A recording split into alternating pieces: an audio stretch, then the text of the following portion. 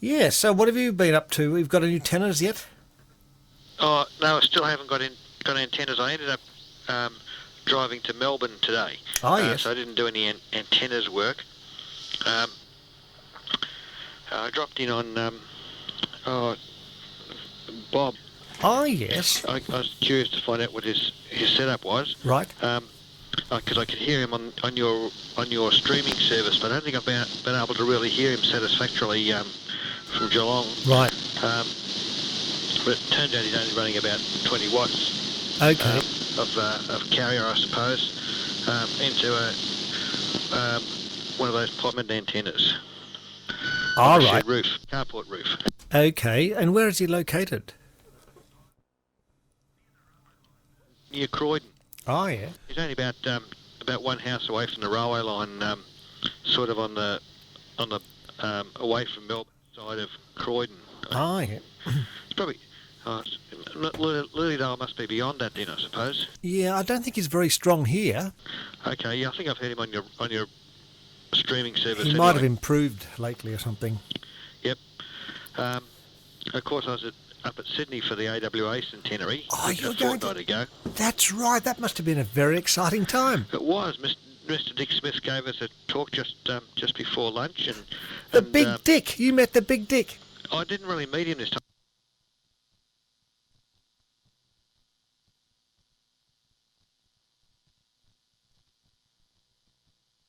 Yeah, so what have you been up to? We've got any tenors yet? Oh no, I still haven't got antennas. I ended up driving to Melbourne today, Oh, yes. so I didn't do any antennas work. I dropped in on Bob. Oh, yes. I was curious to find out what his setup was. Right. Because I could hear him on your streaming service, but I don't think I've been able to really hear him satisfactorily from Geelong. Right. But it turns out he's only running about 20 watts Okay. of carrier, I suppose, into one of those Plymouth antennas on All the right. shed roof, carport roof. Okay. And where is he located? Oh, not near the railway line, near Croydon. Oh, yeah. He's only about one house away from the railway line, sort of on the away from Melbourne side of Croydon. Oh, yeah. It's probably Lilydale must be beyond that then, I suppose. Yeah, I don't think he's very strong here. Okay, yeah, I think I've heard him on your streaming service. He might have improved lately or something. Yep. Of course, I was up at Sydney for the AWA centenary Oh, a you're going fortnight ago. That's right. That must have been a very exciting time. It was.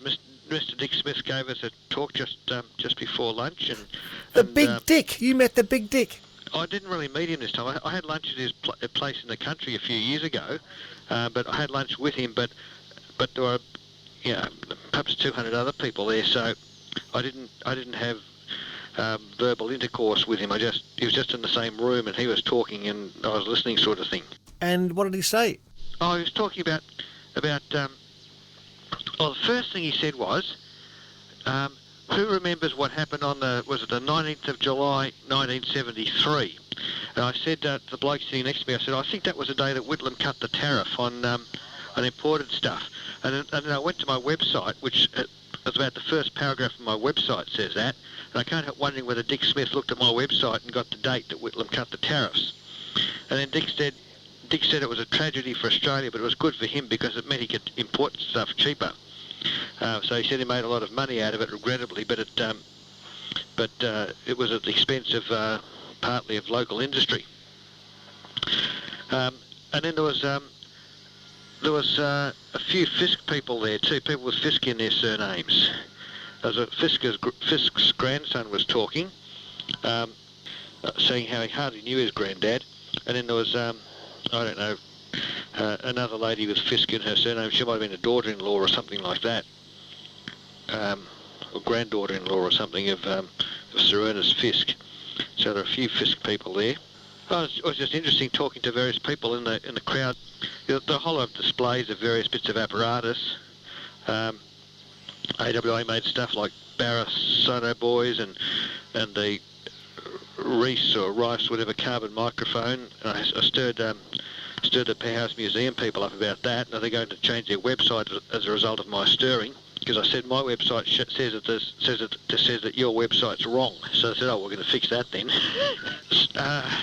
It was just interesting seeing some of the various photographs of the various factories, and one fellow was saying how he mucked up 200 loudspeakers. He was given the job as a trainee of putting. They have a copper former they have to glue into temporarily glue into loudspeakers when they're being made to get the magnets and everything, so that everything remains centred. When they make the loudspeakers, the ceramic loudspeakers, they assemble all the components, and then it gets put into a very strong magnetic field to get magnetised. So they were explaining how they were making MSP brand speakers and whatever. So it was interesting just to hear people talk about that and whatever else. And I was saying that the first AM broadcast band sort of transmission from Melbourne was made from Middle Brighton in, I don't know, about 1920. Middle Brighton? Yeah, Middle Brighton. Lionel Hook, or Sir Lionel Hook, or whatever he was, it was probably just Lionel Hook at the time. Yeah. The chairman of AWA or boss of AWA in Melbourne, set up a 3 kilowatt transmitter in his house in Middle Brighton. So that was something I probably knew it but had forgotten. But anyway, it was interesting to hear it again. So not far from here then, the first AM missions in Melbourne. Yeah, that's right. Yep. So I went up to the fellow Hook that said that. He was the son of Sir Lionel Hook. I asked him what was the address in Middle Brighton, and he said he didn't know. Oh. So you think I thought he would have lived in the house, and no, I know the first house that I lived in was 2 Loxley Avenue in East Kew. I remember my first house and all the houses I've lived in. Yeah, well, anyway, he didn't know, so maybe he hadn't come along then. Yeah. I know I've heard references to my parents living, or my father living, and my brother living in another house in Kew, which I've been past, but I can't think of it just on the spur of the moment. But anyway, so that was before I came along. So anyway, that was the AWA thing. That was very interesting. It was at Burwood RSL. That's in this Bennelong electorate. I was walking down Burwood Road, which is a big shopping strip, and most of the shops have dual language signs, but a few don't have any English on them anymore. And I looked around to see if I could see anyone that wasn't sort of Chinese or Vietnamese looking in the busy shopping centre. I could see 2 other people apart from myself, and I think those 2 were Indian. Really? Yeah, it was amazing. You would have really stood out. Yeah, I would have. A white Anglo skip. Yeah, that's right. I remember the first time I went to Italy about 40 years ago. Yeah, when I went to Italy, I remember people looking at me, and I thought, gee, they're looking at me like I'm a wog. Wogs out of work. Yeah. So anyway, that was AWA, and then the day before I was going to visit a telephonic acquaintance of mine in Sydney, but he rang me up and said, oh look, I've got shingles. So I had to go and rethink a plan, so I ended up going up and visiting the broadcast transmitter antennas and had a bit of a look around some of those. Had a look at a standby one, which is a 100-foot top-loaded thing. It was it's just a tower on an insulating base. Right. Being a self-supporting tower, it means that the forces on the legs cannot be either up or down, depending on whether on the upwind or the downwind side of the wind load. So I was looking at the insulators, trying to work out what was going on, and then I realised I'd arranged the insulators that particular way so the porcelain could absorb the compressive forces if the wind was wanting to tip up that side of the tower. So normally the porcelain's only loaded vertically. If you don't have it guide, then the upwind side of the tower tends to get lifted up. I can imagine that, yeah. And the porcelain can't cope with that, so the way around that is to put another lot of porcelain on the top of the attachment of the steel leg at ground level, so that the top insulator gets squashed instead of the bottom one being pulled apart. So it was interesting to see that, and I went and visited the 2GB mast and standby mast and building as well. I've put some photographs of it up on my website under radio station buildings. Probably if you type in AWA broadcast transmitters, it's probably enough, and that will go to my website, and then go to home. Down the bottom of the page it will say home, and then that gets you into the front page, and that gets you, then that lets you click on radio buildings. Okay, sounds like you've been doing quite a bit of work then. Yeah, it's a pain putting that stuff in, and it's a pain. especially with Windows 7. I'm having great trouble trying to format photos. The stuff I could do in XP in about 10 seconds takes me about 10 minutes. I must be old and stupid. Homebush, those antennas, aren't they? Yeah, I got a bus to the Olympic site. I could have gone to the Olympic railway station. It's where I got off the bus at the railway station. Walked for about 8 kilometres.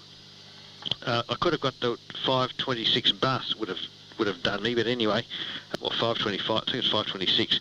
There's a ferry terminal too at Point Wellington, which is right next to the 2GB transmitter. The 2GB gate is there's what I reckon is a public road goes up to the 2GB transmitter site, but it's gated off. But someone's cut a hole in the fence next to the gate. So I thought I'll go through that and walk up this nicely mown road, and then got to the 2GB gate into the property proper. I see the gate there has got something like "Do Not Enter" or something like that, but the gate is permanently left open, and the bushes have grown through it because it's been left open for that long. And the sign on the sign has all got faded paint. The whole site is nicely mown anyway. Apparently you can get around to it too from the ferry terminal, someone was telling me. And my friend that's got the shingles, he was telling me that originally that site, when he first used to go there, used to have to go by boat. It was the 2GB site was built on an island, and he had to cross a canal or something or the other by boat to get to the transmitter site. So as a result, the building is 1938 2GB transmitter building is built of asbestos sheet and asbestos cement roof. It's got 2GB written on the roof, or painted on the roof in big letters. You'll be able to see it on Google Earth. Yeah. Oh, well, I'll have a look. It's interesting. We were in Sydney a couple of years back and went up the ferry to Parramatta, isn't it? And you go right past those antennas. And I've got. You must next time you're around. I'll dig out those photos and see if you can recognise anything from the water side. Okay. I'm having a look at the masts. The first mast I got to was a standby mast, which is 84 foot high, made up of 6 foot deco sections. Again, they're shown on the antennas part of my website. I've got a photograph of a deco section, and my mast at Gordon is made of those too, but mine's taller than the 2GB standby one. But they've got 8 top loading wires, I noted, on a standby antenna, and it's quite rusty at the bottom. I wonder, do they put the full power in, or is it small emitters for that antennas? Well, I assume they put full power. I assume, but I could be wrong. Apparently the main mast fell down about 20 years ago, because there's bits of an angle line mast still on the site, a few bits, but the mast they've got now is made out of circular or cylindrical tube, circular section tube. It's a big mast. I think it's 511 feet. I was looking at the shadows, comparing it on Google Earth, and I reckon I came to just under 520 feet. But anyway, they say it's 511 feet, so I accept that. And it's got a sectionalising insulator about 2/3 of the way up and a tuning coil. Of course, Sydney's a big AM city, isn't it? The top rating AM stations and talk stations and everything, so it's a big thing there. Yeah, 2GB, I looked it up on the internet, and I think 2GB is about a couple of years ago was a top rating station. It may well still be, with Alan Jones and whoever. The emitters aren't that far from the city, are they? I think they're probably closer than ours are to the city. Yeah, I'd say they're about, I don't know, 12 or 13 stations out, that sort of distance. Yeah, and it's over a lot of water there and swampy, so it's probably a very good location. It would be. 2GB comes in quite. I was listening to it the other night on the car radio. It comes in quite well down here in the evening. And with all the shock jocks, it's that sounds just like a very interesting little expedition you did in Sydney. The AWA thing was a big sort of luncheon and stuff. Yeah, it was a big luncheon. It started before, I don't know, maybe 9:30 or something like that, looking at stuff, and then at various exhibits, and whatever. I was talking to some interesting people. One fellow was telling me how he worked in the research labs and various. He's telling me how he worked on did a project of developing a regenerator. Must have been a solid state regenerator for telegraph pulses on trans-Pacific cables. Apparently they use about a 50 hertz baud rate or whatever it is on those trans-Pacific cables in that era. 50 years ago, because of the inductance and capacitance of the undersea cable, the pulses get blurred. You know, they lose the high frequency response and become blurred. So he developed a regenerator that regenerates the pulse shapes in the correct time lengths. A solid state one. Yeah. Just out of diodes and some. Oh, I don't know what it'd be. Might be all sorts of timing circuits and 50 things, years I suspect. ago, it would have had resistors, I suppose. There would have been fascinating old engineers at that thing. It would have been, they could have spent hours listening to their stories.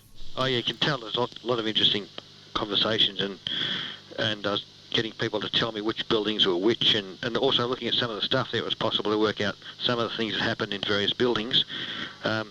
So I know a little bit more about what happened and where, and then some of the people were saying, oh, but that's an earlier photograph you've got there. There were more buildings erected since then when I was there and that sort of thing.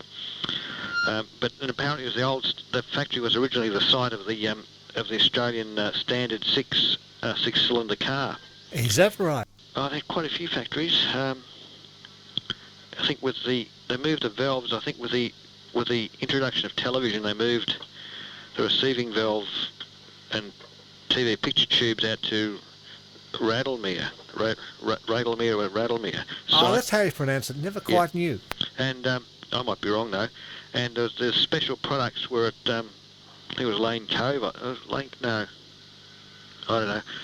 Was that Radelmere? I think I'm all confused. I'd have to go and look at some of the things. But apparently the transmitting valves were at always at the main site in Parramatta Road. What else?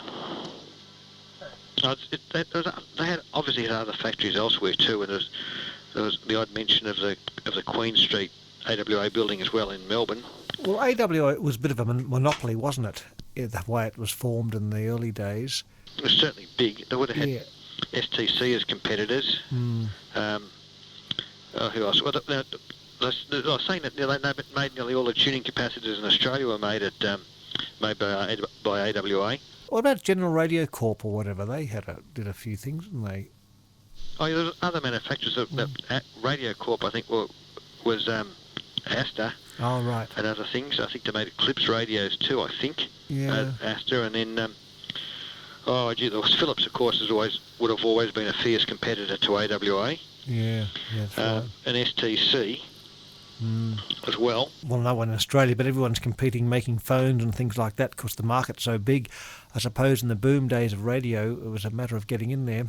But AWA, they've made everything from domestic equipment you buy for your home to broadcast equipment, scientific analysing equipment, just so many things with an AWA label on it. It's quite remarkable. Traffic lights. Yeah, really. Traffic lights. You sometimes see AWA little metallic covers in footpaths and things. Yeah. You still see them for traffic traffic lights. I do remember that, yeah. A lot of defence stuff too they've made that you don't know about. Yeah. And there were blokes there at the table at that, they were talking about secret stuff that was going on. That they were saying, I remember that secret project in the basement, and you used to see people with trolleys with garbage bags over the stuff on the trolley so you couldn't see what it was. And they'd say, I saw something or the other, whatever, and it was involved with Lucas Heights or whatever. So you get the impression that there was all sorts of secret stuff going on 40 years ago or something. You should have got some of the engineers to come on the missions. Or did you record anybody?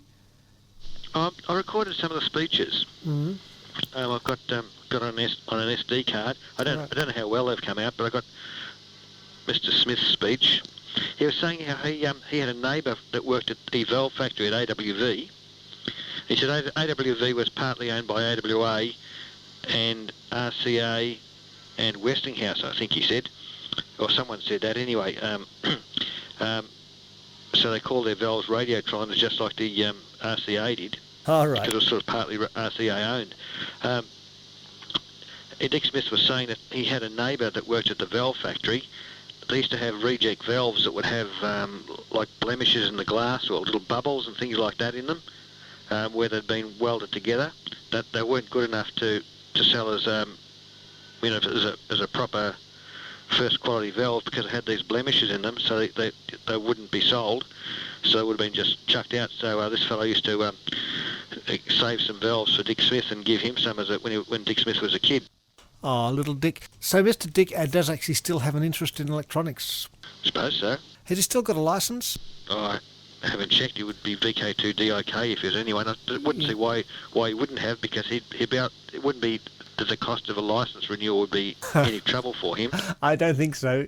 That sounds like a fascinating time in the AWA. It's certainly worthwhile going to Sydney for. Yeah, I thought it was worthwhile. When I got my flight put back, I made a bit earlier on the Monday back home, and a lady from Qantas was telling me that she had a pet rabbit, but it got a dog burrowed under the fence and killed it when it was about 5 years old, I think she said. Oh. And then Friday morning, I discovered Victor dead with its guts half eaten out. Oh no! Yeah. Oh, Victor's dead. Yeah, died. Oh. I still think, I was thinking several times now, I said, I wonder how Victor is. I'll go and find Victor. I said, no. He's gone with Lionel, because Lionel used to like Victor. Oh. So how old was Victor? Nearly 5. How long does a rabbit live anyhow? Well, I've known a few people. This woman said that hers died at 5 because it got eaten. VK5G, Dr. David West came down, said, I know he had a rabbit that was 8 years old when it died, because I saw it when I was 8. Yeah. And it looked like an old animal. Really? And one of Victor's brothers or sisters, one of Victor's siblings, went to a lady or a girl that had a rabbit for 8 years, and it had died too. So I reckon they can go 5 years, 8 years, that sort of thing, maybe a bit more. I think probably a pussycat. Victor was here. So it'd be no Victor. I might wait till next rabbit season and maybe I might catch a rabbit kitten, perhaps, and see how that goes. I was looking at some of these magazines here, RCA Broadcast News, from November or something, 1933, and they're just describing their new 1D, 1 kilowatt transmitter. Much improved model. Of course, 1933 is pretty early for emitters. And it's plate and screen modulation. It's got best fidelity they've had yet and all sorts of jazz. And it's as big as one of your 10 kilowatt units. It's a massive for 1 kilowatt. It's just ridiculous. One of the most important things it says here, appearance. The appearance of this transmitter has received considerable attention. It has a pleasing proportion in all shapes and areas and are based on considerations of dynamic symmetry. The meters are located behind beveled glass windows and are indirectly lighted. All door hinges are concealed. The ventilating louvers on the sides are artistically spaced, and appropriate moulding surrounds of the transmitter are all practically apparatus within the transmitter is encased in aluminium shields. Practically no wiring is visible from the front of the transmitter. The transmitter is finished in 3 shades of grey: black for the moulding, intermediate grey for the major portions of the panels, light grey for the grills. The high-fidelity loudspeaker is located behind the upper grill work on the exciter unit, and the corresponding space in the power amplifier unit there is mounted a cathode ray modulation indicator. So there we are. They knew the importance of good design, artistic design for their equipment. Radio was important in those days. It was actually interesting talking about that, looking at the 2GB 1938 building. It's made out of fibro cement, but it's got a sort of an Art Deco moulding around the very wide portico entry, and fancy bricks to go up the steps into the building. And apparently you can't go in the building anymore unless you've got a full asbestos suit on. Apparently they read the meters now just by looking through the windows, I'm told. Apparently they've done asbestos fibre counts, and they must reckon it's too dangerous to go in. When I worked at Newport Power Station, they used to, when they're doing work on asbestos, you'd see them having the area sort of they build a temporary enclosure out of plastic sheet, and people in there would be in asbestos working suits with air being pumped in from external source and stuff like that.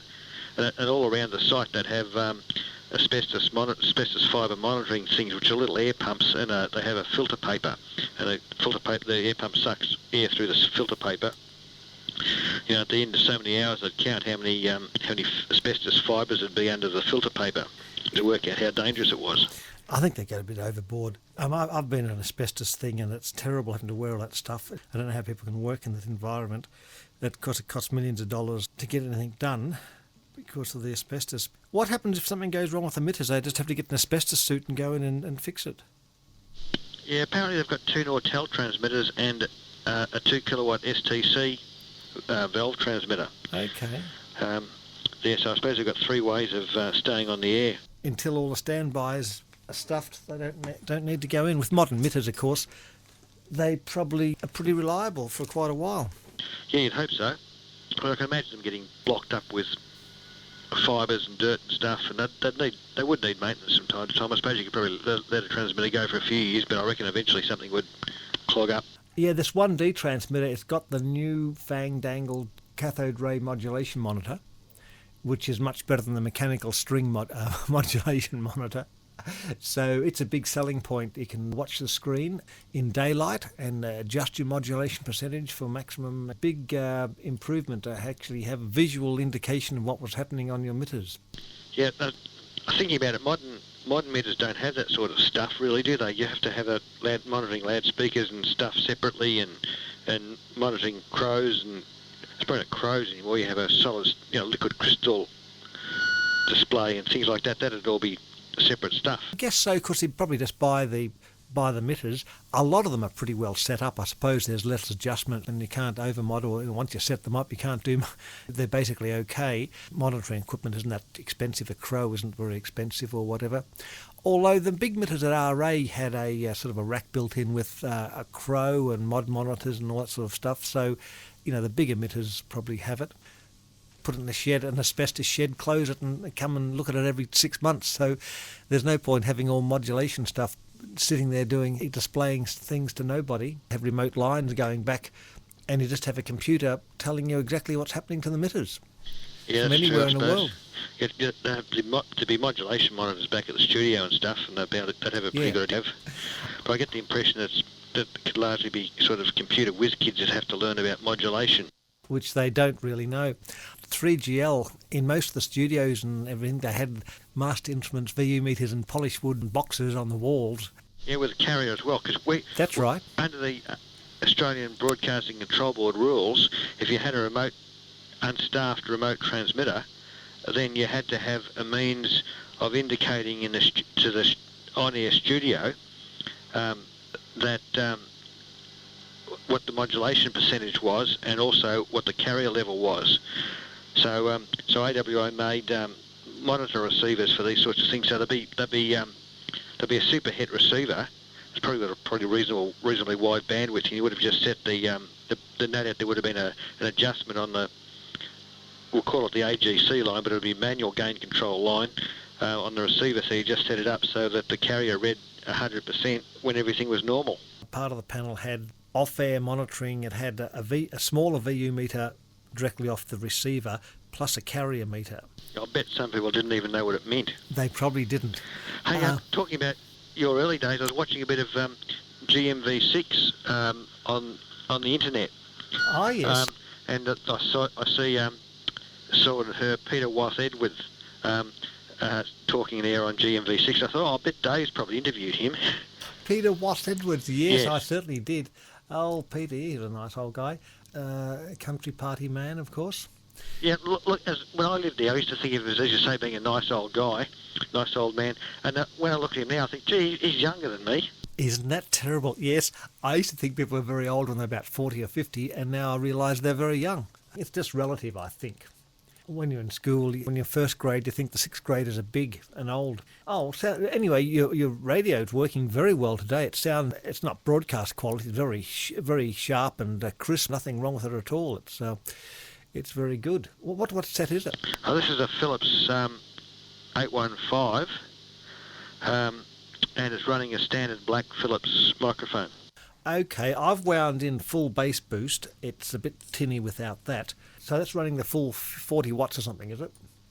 I think this one only runs about 30. Oh, It's a bit down in power, I think, this one, as I recall. I could go and get the bird meter later on and check, but Yeah.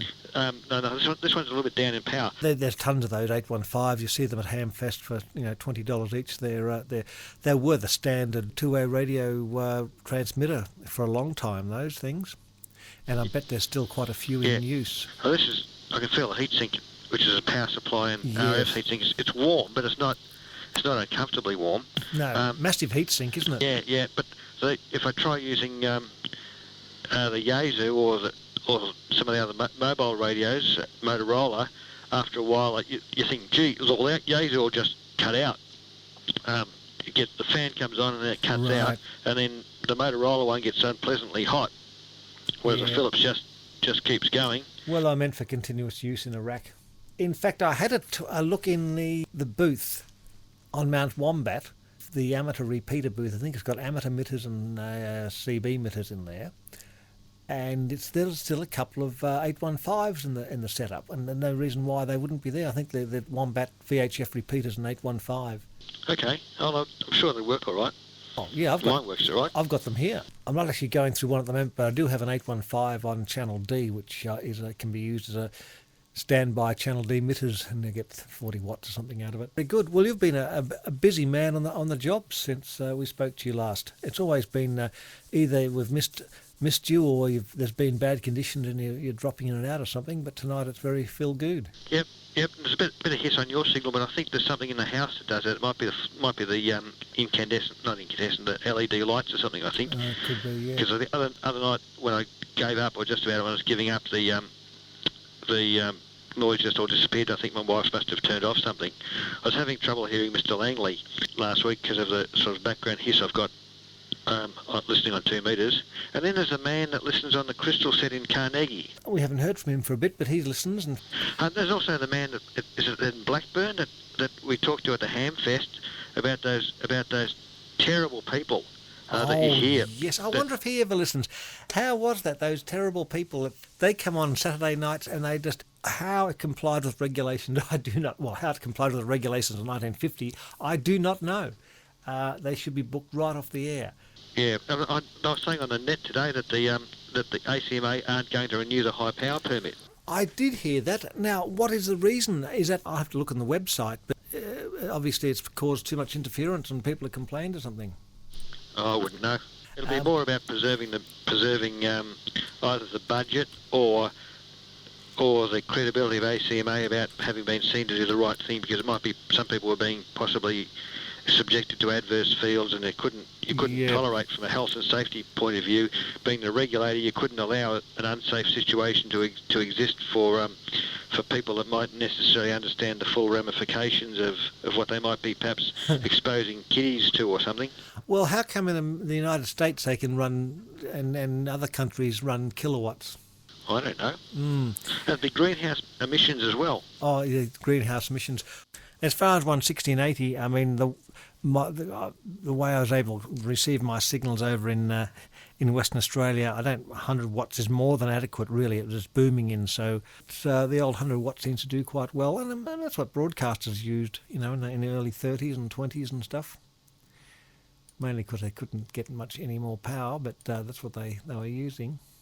On my website too, on the radio buildings thing, I put a letter on there. Peter Wolfenden, the WIA historian, had been at me about a letter that I have that was written to me about 31 years ago from a fellow in North Essendon. Oh, yeah. It was an amateur, Z call. He's really old when I met him, and he knew someone that was even older who worked at the original 3AR. Really? Yeah, when it was, when it was a radio broadcasting company or whatever it was. Yeah. So I typed up or reproduced a letter in HTML on my website next to the photograph of the original 3AR thing. The other thing that people didn't seem to know was that the original mast for the first 3AR Well, I think people knew it wasn't the actual antenna. It just supported a wire. I think maybe even Chris Long might have known that, possibly.